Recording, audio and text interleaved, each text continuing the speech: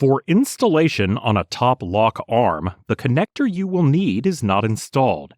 You will need to remove the pre-installed connector and replace with the P4 connector before you can install your new wiper blade. Lift the arm in an upright position and place towel underneath.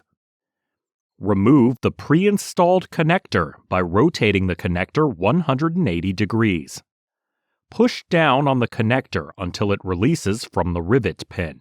Then slide it out. Align the new P4 connector with the rivet bar and snap the connector to the blade. Slide the connector into the wiper arm until the square button on the top clicks into place. Test to ensure the blade is secure.